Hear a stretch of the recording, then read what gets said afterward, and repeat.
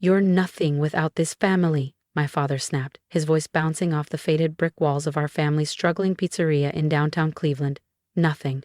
Who do you think you are, turning down the manager position to go to college?" I stayed where I was, steady, my acceptance letter from the Wharton School of Business gripped in my hand. Around us, my siblings shifted uncomfortably. My older brother Vince crossed his arms, smirking. My younger sister Lila glanced at me, part pity, part envy. "The place is failing, Dad," I said evenly. "We all know it. My inheritance from Grandma could either keep this place alive another year, or you can walk out and abandon your family," Mom cut in sharply, drying her hands on a towel. "Like you're better than us?" Vince chuckled from behind the counter. "Let her go. She'll come crawling back when she realizes no one cares about her fancy degrees." I looked around. The cracked vinyl booths, the outdated ovens, the echo of a place that used to be full. Romano's Pizzeria had been a neighborhood landmark for over 35 years, but the world had moved on. We hadn't. "I'm not abandoning anyone," I said quietly. "I'm trying to build something better. For all of us." Dad gave a short, bitter laugh. "Better than your family's legacy? Get out, Sophia. Don't come back until you remember where you belong." That was 12 years ago. Now, at 34, I sat in my corner office on the 48th floor of Horizon Tower, glass walls opening to a view of the Cleveland skyline. My company, Aurora Hospitality Group, was one of the largest restaurant and cafe networks in the Midwest. We ran dozens of brands under different names.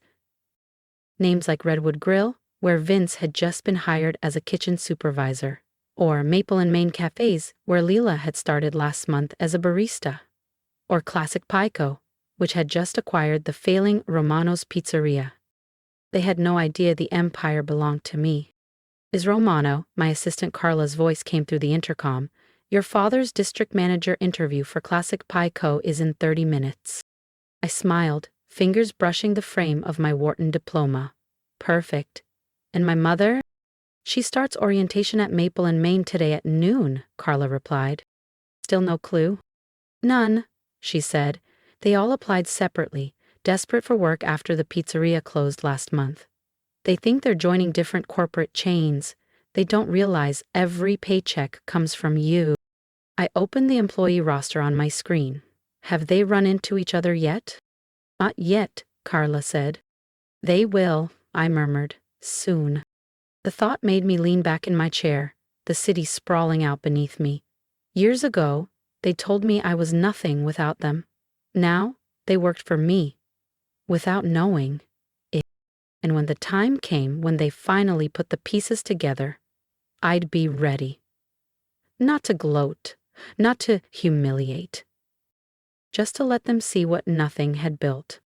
They were scattered across different cities now, but all were scheduled for next week's company-wide leadership training.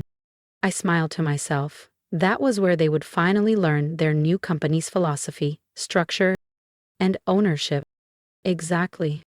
I rose from my desk, smoothing the lapel of my navy Armani suit. "Well then," I murmured, "let's not keep my father waiting. After all, family comes first." "Doesn't it?" The training was being held in the Horizon Tower Grand Conference Hall, just 2 floors below my office. Through the one-way glass of the observation room, I watched my family trickle in separately, each clutching an employee handbook, each entirely unaware the others had been hired. "Sophia," Carla's voice came through my earpiece. "Your father just arrived at reception. He's complaining about the dress code." I laughed quietly, remembering how he used to mock my fancy business clothes. Now he was wearing a too-tight rental suit, required for his new district manager role. Recognition spread slowly. First, Vince spotted Mom across the lobby. Both froze, brows knitting. Then Lila walked in, stopping mid-stride when she saw them. Finally, Dad stepped off the elevator, his face turning deep crimson as he realized his entire family was there. "What are you all doing here?" His voice carried across the marble floor. "You work for Classic Pie Co.?" Vince asked. "Maple and Main Cafes," Mom added. "Redwood Grill," Lila finished. They stared at each other, the truth dawning. They had all taken jobs with the same corporate giant, Aurora Hospitality Group, without knowing it. "Welcome, everyone," Carla's voice boomed through the speakers. "Please proceed to the main conference room for the Aurora Hospitality Orientation." They filed in, still avoiding each other, still clinging to the pride that had kept them apart for years. The lights dimmed. On the massive screens, a documentary-style video began. Aurora Hospitality Group was founded 12 years ago by a young entrepreneur who believed in preserving the heart of family dining while modernizing its reach. From a single cafe to more than 200 restaurants, the vision has remained the same: honor the past, innovate the future. Footage of smiling teams and bustling kitchens filled the screen. Then came the section on recent acquisitions. Dad shifted in his seat as an image appeared. Romano's Pizzeria, our old family business. Mom's hand flew to her mouth. "Is that, She stopped short as the next slide appeared. Me. Speaking at industry conferences, accepting national awards, standing with governors and CEOs. The daughter they had told was nothing larger than life in crisp, high definition. They hadn't seen me in 12 years, hadn't bothered to follow my career, but here it was, impossible to ignore. "And now," the narrator said, "please welcome the founder and CEO of Aurora Hospitality Group, Sophia Romano." The room froze. I stepped onto the stage under the warm glow of the spotlight, scanning their stunned faces. I didn't gloat. I didn't smirk. I simply smiled and said, "It's good to see my family here today. Welcome to Aurora." A designer suit, confident stride, the bearing of someone who commanded not just a room, but an empire. 12 years ago, I had stood in my family's pizzeria and been told I was nothing without them, that I needed to learn where I belonged. Now, as I looked directly at my family from the stage, my father's face drained of color. Mom's hands trembled. Vince stared at the floor. "Well," I said evenly, "I did learn where I belonged." I stepped closer to the podium. "I belonged everywhere you said I couldn't go, every height you said I couldn't reach, every success you said I couldn't achieve." The next slide appeared on the massive screens: growth charts, acquisitions, billions in revenue. Aurora Hospitality Group now owns over 500 restaurants, cafes, and diners across the country. We employ more than 10,000 people. I paused, letting the words settle. "And yes," I added with a small smile, "that includes everyone in this room." The realization hit them visibly. They weren't just working for the same company. They were working for me. "Some of you," I continued, letting my gaze pass from Dad to Mom to Vince, "are here because your previous businesses failed, because you refused to adapt, to innovate, to see beyond what was comfortable." Lila glanced up, eyes shining with unshed tears. She'd been the only one to quietly encourage my ambitions, even if she'd never dared to oppose Dad openly. "But Aurora believes in second chances," I said, my voice softening. "In building something stronger from the ashes of failure. In proving that success isn't about where you come from. It's about where you're willing to go." After the applause for the presentation faded, I had Carla escort my family to my private conference room. They entered in silence, pride and defiance stripped away.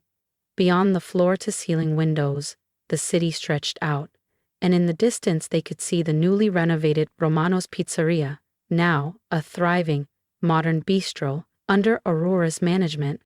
"Sit," I said, motioning to the leather chairs. "We have a lot to discuss." "Sophia," Mom's voice was small, almost fragile. "We didn't know." "That's the point," I cut in.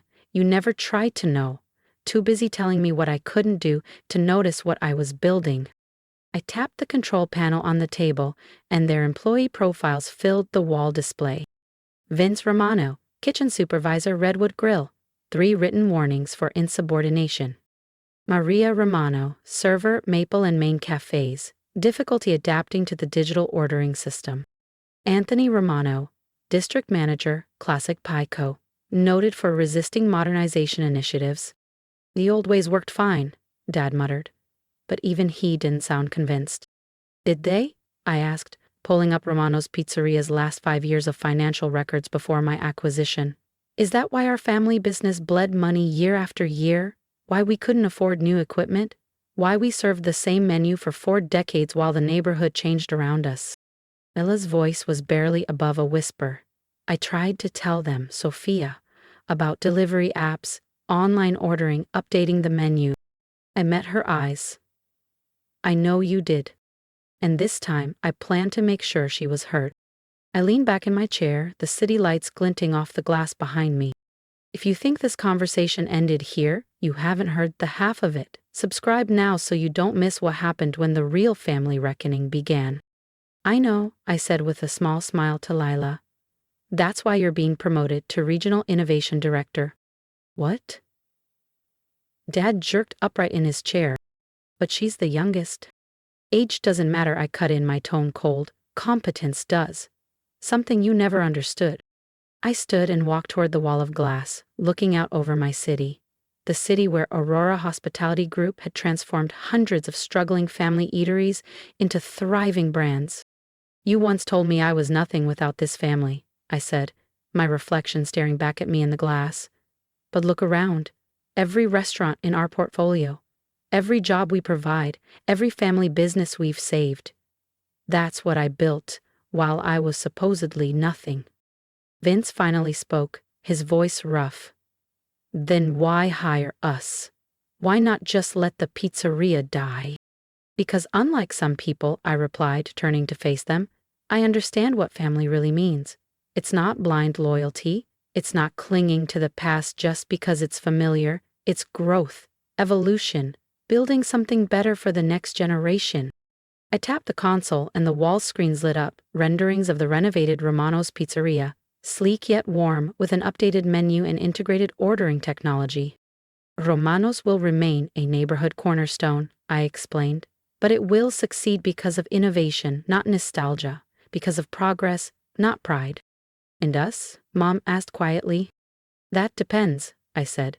You can learn and grow with the company, or stay stuck in the past, your choice. But this time, you'll have to earn your positions. No special treatment because you share my last name. Dad stood abruptly, anger cracking through his stunned silence. You think you can just buy our family's legacy? Control us with your money and power? No, Dad, I said calmly. I already did. Every paycheck you've cashed, every decision you've carried out, every order you've filled, it all came from my company, my vision, my success. I pressed another button, and their new contracts appeared on the screen. You have a choice, I said. Stay, and I'll teach you how a modern business works, or leave with nothing. Again, this is revenge, Vince muttered. No, I corrected, holding his gaze. This is business. The business you said I'd fail at. The success you swore I'd never have. The future you refused to see. And for the first time all day, no one argued. Lila rose from her chair and walked to my side of the table. I want to learn, she said quietly, to be part of building something better. One by one, the others signed their contracts, not because they wanted to, because they had no other choice. Years of pride, outdated habits, and resistance to change dissolved in the face of undeniable success. Welcome to Aurora Hospitality Group, I said as the last pen left the page. Here, family isn't about clinging to the past, it's about creating a better future. They filed toward the door, moving slower now, like the weight of the moment had finally settled on their shoulders. Dad lingered, his hand resting on the frame. We were wrong, he said softly. About everything. Yes, I replied without hesitation. You were. I sat back at my desk. Your training begins tomorrow. Don't be late. Aurora values punctuality. They left, and I watched their reflections fade in the glass behind me. Beyond the windows, the city pulsed with life.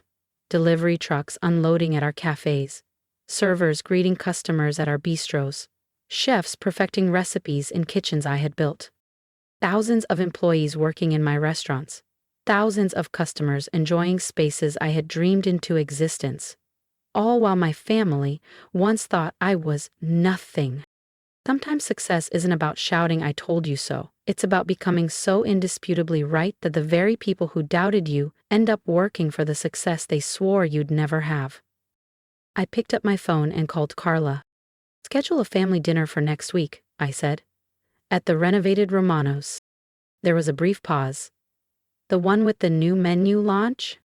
That's the one, I smiled. Let's show them exactly what nothing built while they weren't paying attention. Because the best revenge isn't just succeeding, it's signing the paychecks of those who once told you that you couldn't. If you've been listening to my story, you already know I'm not here just to talk about business. I'm here to talk about what it means to be underestimated, dismissed, and told you're nothing. And then to turn that into the fire that builds everything you've ever dreamed of. I've carried those words with me for 12 years. Not as a wound, but as a weapon. And now, I want to hear from you. Drop a comment below and tell me, have you ever been told you couldn't do something? That you weren't good enough, smart enough, or ready? How did you handle it? Did you walk away? Did you fight back? Or are you still waiting for your moment to prove them wrong? I want to read your stories. I want to know the names of the people who inspired your rise, even if they did it by doubting you. And here's my advice, from someone who has stood on both sides of that glass wall. Do not waste your time trying to change the minds of those who refuse to see your worth. Build so boldly, so unapologetically that your results speak for themselves. Learn relentlessly, adapt without fear, and never let comfort be the enemy of growth. If you've connected with my journey, if you want to see how this story unfolds, or if you just need that reminder that you can create your own definition of success, then subscribe. Stick around for the next part, not just because I want you here, but because I know the next chapter might just be the one that changes how you see your own story.